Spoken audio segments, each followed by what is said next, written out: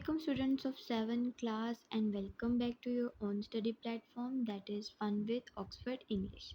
So student, I am back with another interesting chapter for you. So today we are going to read our chapter number 3 from our Oxford English book, and the name of the unit is The Story of an Invitation. Invitation आपको पता है कि दावतनामे को कहते हैं, यानी कि दावतनामे की एक स्टोरी या फिर एक कहानी। बहुत ही इंटरेस्टिंग लेसन है ये, इसकी स्टोरी बहुत इंटरेस्टिंग है। इसकी रीडिंग स्टार्ट करने से पहले क्लास हमारे पास यहाँ पर न्यू वर्ड्स हैं। अगर आप इनको रीड कर लोगे तो आपके लिए ट्रांसलेशन को समझना जो है वो बहुत आसान होगा। चलें वन बाय वन सबसे पहले हम वर्ड्स टू नो को देखते हैं। फर्स्ट वर्ड है हमारे पास यहाँ पे बैंकरप्ट। बैंकरप्ट का मतलब होता है कम्प्लीटली विदाउट मनी, यानी कि बिल्कुल भी पैसे का ना होना। फाइनेंशियली रून, रून का मतलब होता है तबाह हो जाना, यानी कि माली तौर पर बिल्कुल तबाह हो जाना। ठीक है। सेकंड है हमारे पास कैरमल। कैरमल मीन आ स्मूथ चुई कैंडी, एक स्मूथ सी चबाने वाली टॉफ़ी। ठीक है, जैसे कि आपने caramel cake, caramel pastry, caramel drink वगैरह जो कि शुगरी शुगरी सी होती है।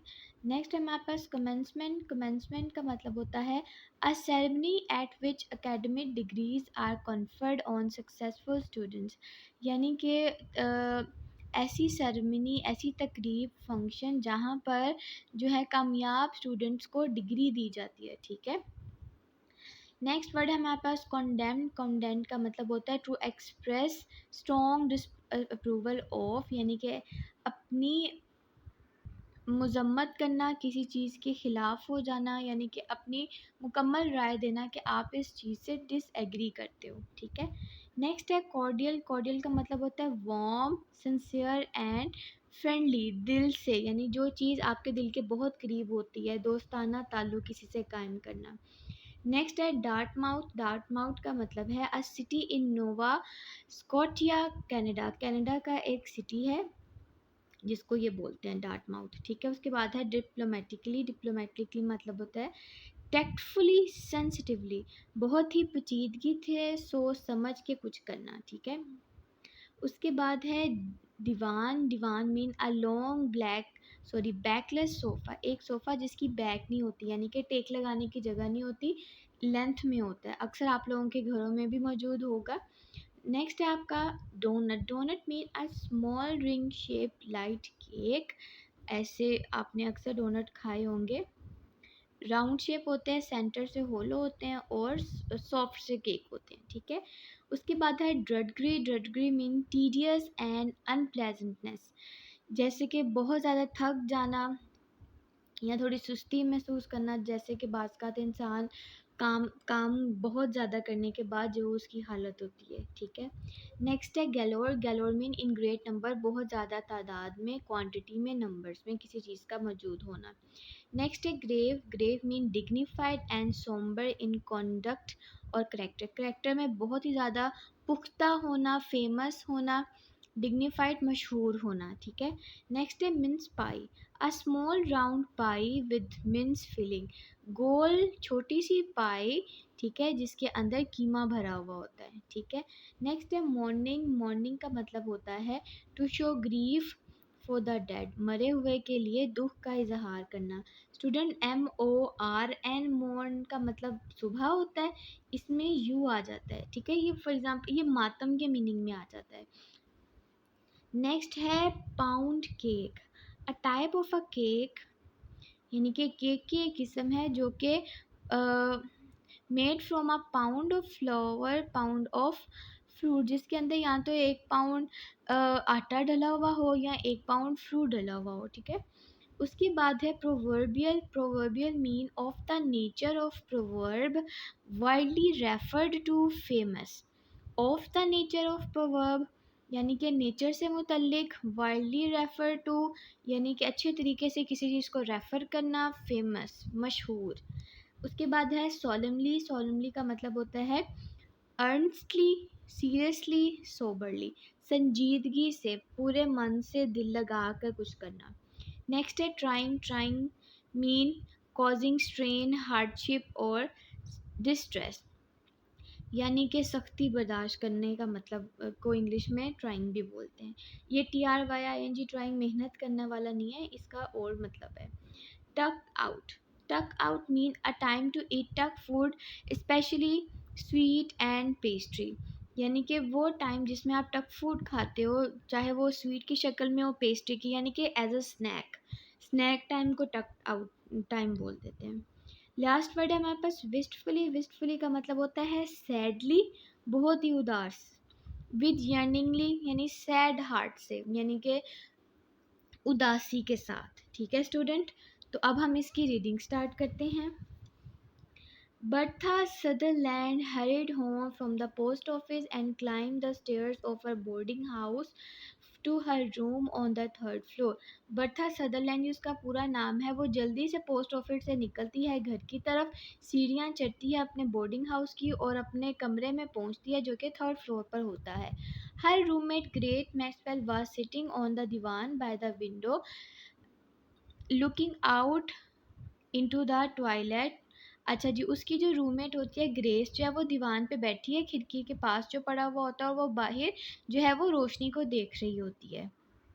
A year ago, Bertha and Grace had come to Dartmouth to attend the academy and found themselves roommates. कहते हैं कि एक साल पहले बर्ता और ग्रेस जो हैं वो डार्टमाउथ से अकेडमी अटेंड करने के लिए आते हैं और वो फिर एक दूसरे के रूममेट बन जाती हैं।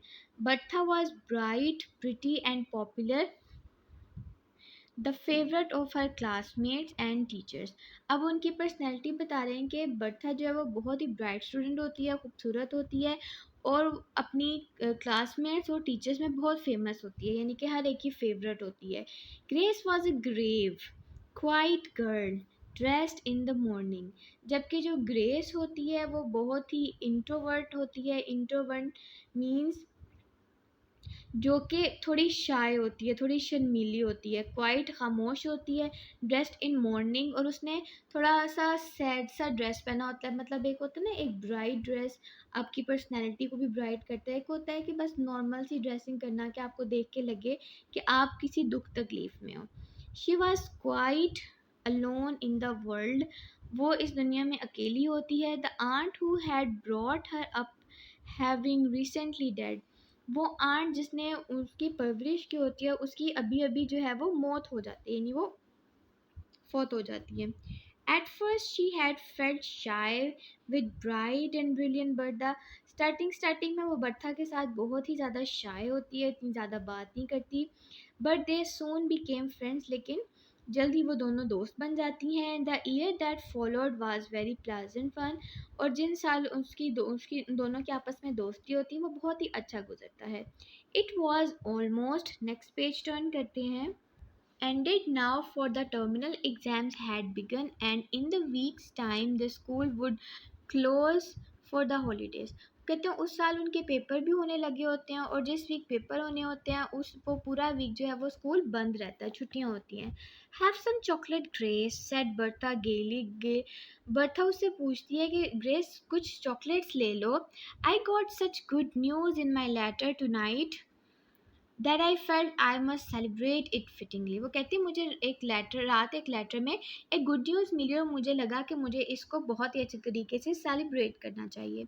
सो I went into Carter's and invested all my spare cash in the caramels. तो मैंने सोचा मैं कार्टर्स जाती हूँ, कार्टर्स किसी स्टोर का नाम होगा, और जितना भी मेरे पास एक्स्ट्रा कैश पड़ा हुआ है मैं उसकी कैरमल्स जो है वो ख़रीद लेती हूँ, परचेज़ कर लेती हूँ। It's really fortunate the term is almost out, कहते बड़ी खुशी की बात है कि हमारा टर्म जो है वो एंड हो गया है। For I am nearly bankrupt, और जो है मैं इस टाइम बिल्कुल भी बैंकरप्ट हो चुकी हूँ, मतलब मेरे सारे पैसे ख़त्म हो चुके हैं। I have just enough left to furnish a tuck out for commencement night and no more। मेरे पास सिर्फ इतने ही पैसे हैं कि मैं वो उस नाइट, मैंने आपको बताया था कमेंसमेंट नाइट, यानी कि उस नाइट जब इनको सर्टिफिकेट मिलते हैं, इनके रिजल्ट्स मिलते हैं, डिग्री मिलती है, यानी कि उस रात को बस थोड़ा सा हैंग आउट कर सकूँ, मीन थोड़ी सी पार्टी कर सकूँ, और इसके अलावा मेरे पास कोई पैसे नहीं हैं। What is your good news, may I ask, said Grace. Grace उससे पूछती है, क्या मैं तुमसे पूछ सकती हूँ कि वो गुड न्यूज़ क्या है? You know, I have an aunt, Margaret, commonly called Aunt Meg, out at Riversdale, don't you? वो कहती है कि मेरी एक आंट हैं जो कि रिवर्स डेल में रहती हैं, जिनका नाम है आंट मार्गरेट, जिनको मैं आंट मैग भी कहती हूँ। क्या तुम्हें याद है? There's never such a dear, sweet, jolly auntie in the world. उनसे ज़्यादा अच्छी, स्वीट और मज़ाहिया आंटी जो है वो पूरी दुनिया में नहीं होंगी। I had a letter from her tonight. मुझे रात उनकी तरफ से एक लेटर मिलता है। Listen, I'll read you what she says. कहती है चल सुनो, मैं तुम्हारे लिए पढ़ती हूँ कि वो क्या कहती हैं। अब ये जो उसकी आंट ने उसके लिए लेटर लिखा है ना, ये वो लेटर है। I want you to spend your holidays with me, my dear. Mary Fairweather and Louis Fisher and Lily Dennis are coming too. Letter में वो क्या लिखती हैं कि मैं चाहती हूँ कि तुम अपनी हॉलीडेज मेरे साथ गुजारो मेरी प्यारी, ठीक है। और वो कहते हैं मैरी, लुइस और लिली भी जो है वो आ रही हैं। So there is just room for one more and that one must be yourself. तो मेरे पास सिर्फ एक रूम बचता है, तो मैं चाहती हूँ कि वो तुम्हारा हो। Come to Riversdale's when school closes and I'll feed you on strawberries and cream and pancakes and donuts and mince pies and all the delicious indigestible things that schoolgirls love and cheerful mothers condemn. अच्छा, अब वो बताती है कि तुम मेरे पास आके अपना टाइम गुजारो। जैसे ही तुम्हारा स्कूल जो है वो ख़त्म हो जाता है, तुम्हारी क्लासेस ऑफ हो जाती हैं, तो तुम आओ, मैं तुम्हें स्ट्रॉबेरीज, क्रीम, पॉनकेक, डोनट्स, मिन पाइज ये सब खिलाऊंगी। ये सब चीज़ें जो कि जो मदर हैं वो मना करती हैं कि बच्चों को नहीं देनी चाहिए। Mary and Lou and Lils are girls after your heart, and I know. And you shall all do just as you like, and we'll have picnics and parties and merry doings galore. वो कहती हैं कि Mary, लू और लिल्स भी आ रही हैं जो कि तुम्हें अच्छी लगती हैं, ठीक है। और हम वो सारा कुछ करेंगे जो तुम्हें अच्छा लगता है। हम पिकनिक पार्टीज़ करेंगे और हम जो है बहुत खुशियाँ मनाएंगे। तो ये था लेटर जो कि उसकी आंट मैग ने लिखा था। There, said Bertha, looking up with a laugh. Isn't that lovely? Bertha जो हंसते हुए कहती है कि कितना अच्छा है ना ये सारा कुछ। तो स्टूडेंट नेक्स्ट पेज पे आते हैं, page number 33। How delightful it must be to have friends like that to love you and plan for you, said Grace. Grace कहती है कितना अच्छा है, कितनी खुशी की बात है आपके ऐसे दोस्त होना जो कि आपसे प्यार करते हैं और आपके लिए प्लानिंग्स करते हैं। Wistfully, I'm sure you will have a pleasant vacation, Bertie. अब वो उसके प्यार से यानी निक नेम से कह रही है, थोड़ा उदासी के साथ, कि मुझे यकीन है कि तुम्हारी वेकेशंस, तुम्हारी छुट्टियां बहुत अच्छी गुजरने वाली हैं। As for me, I'm going on to Clarksman bookstores until school reopen. I saw Mr. Clarkman today and he agrees to take me. वो कहती है मैं अपनी छुट्टियों में जो है वो बुक स्टोर ज्वाइन कर लूँगी तब तक जब तक स्कूल ओपन नहीं होता। मुझे आज मिस्टर क्लार्कमैन मिले थे और वो मुझे जॉब देने के लिए एग्री हो गए हैं। Bertha looked surprised. She had not known what Grace's vacations plans were. Bertha जो है वो उसकी तरफ बड़े हैरानगी से देखती है कि तुमने ग्रेस अपनी वेकेशंस के लिए क्या प्लानिंग की है। I don't think you ought to do that Grace, she said thoughtfully. वो ज़रा सोचती है और फिर कहती है ग्रेस मेरा नहीं ख्याल कि तुम्हें ये सारा कुछ करना चाहिए। You are not strong and you need a good rest. तुम्हें इतनी हिम्मत नहीं है और तुम्हें जो है वो रेस्ट करनी चाहिए। It will be awfully trying to work at Classman's all summer. ये कितना अजीब है और तकलीफ दे है पूरी गर्मियाँ जो हैं वो क्लार्क्समैन स्टोर पे काम करना। There is nothing else for me to do, said Grace trying to speak cheerfully. थोड़ा अच्छे तरीके से खुशी के साथ बोलने की कोशिश करते हुए ग्रेस कहती है मेरे पास और करने को भी तो कुछ नहीं है। You know I am as poor as the proverbial church mouse, Bertie, and the simple truth is that I can afford to pay my board all summer and get my winter's outfit until I'll do something to earn it. वो कहती हैं कि मैं अब इतनी गरीब हूँ जितना कि किसी भी चर्च का माउस होता है, ठीक है। यानी वो उसको थोड़ा सा एग्जाम्पलीफाई करने के लिए बोलती है। कितनी सिंपल सी बात ये है कि मैं अपनी बोर्डिंग फीस नहीं दे सकती, अपने विंटर के आउटफिट नहीं खरीद सकती तब तक जब तक कि मैं कुछ कमा ना लूँ। I shall be too busy to be lonesome, and I shall expect long, newsy letters from you telling me all your fun, passing your vacations on to me at second hand, you see. अच्छा, वो कहती है कि तुम अपने busy schedule में से मुझे लेटर लिखना जिसमें तुम बताना कि तुमने अपने वेकेशंस पे क्या क्या कुछ किया है। Well, I must set to work at those algebra problems. I tried them before dark, but I couldn't solve them. My head ached and I felt so stupid. How glad I shall be when exams are over. वो कहती है कि मैंने algebra problem solve करनी थी, मुझे इसकी समझ भी नहीं आ रही थी, मेरा सर दुखने लग गया, मैं कितनी स्टूपिड हूँ ना कि एग्ज़ाम्स ख़त्म हो जाएंगे तो मुझे बहुत खुशी होगी। I suppose I must revise that senior English this evening, said Bertha absently. अब बर्ता जो है वो उसकी बात से थोड़ा हैरान हुई बैठी होती है, तो वो कहती है कि हमें इंग्लिश जो है वो यानी इस शाम हमें इंग्लिश को रिवाइज करना चाहिए। But she made no move to do so, she was studying her friend's face. वो ये कह के बिल्कुल मूव नहीं करती, यानी बैठी बैठी वो ग्रेस से बात करती है और वो ग्रेस का फेस पढ़ने की कोशिश कर रही होती है। How very pale and thin Grace looked, surely much paler and thinner than when she had come to the academy. वो कहती है उसका जो फेस का कलर है वो पेल यानी जर्द हो गया है, उसका मुंह जो है वो थिनर हो गया है। जब वो अकेडमी आई थी तो वो उससे बेहतर थी। And she had not by any means being plump and rosy then. और उसके बाद उसकी लाइफ में इतनी प्रॉब्लम्स आई कि उसका फेस अब उतना रोजी नहीं रहा। जैसे फॉर एग्जांपल स्टूडेंट, हमें अल्लाह ना करे कि कभी ऐसा हो, लेकिन कोई मिसहैप हो जाता है तो आपकी डाइट जो है वो भी इफेक्ट होती है, जिसकी वजह से आपकी बॉडी इफेक्ट हो, आपका कलर इफेक्ट होना शुरू हो जाता है।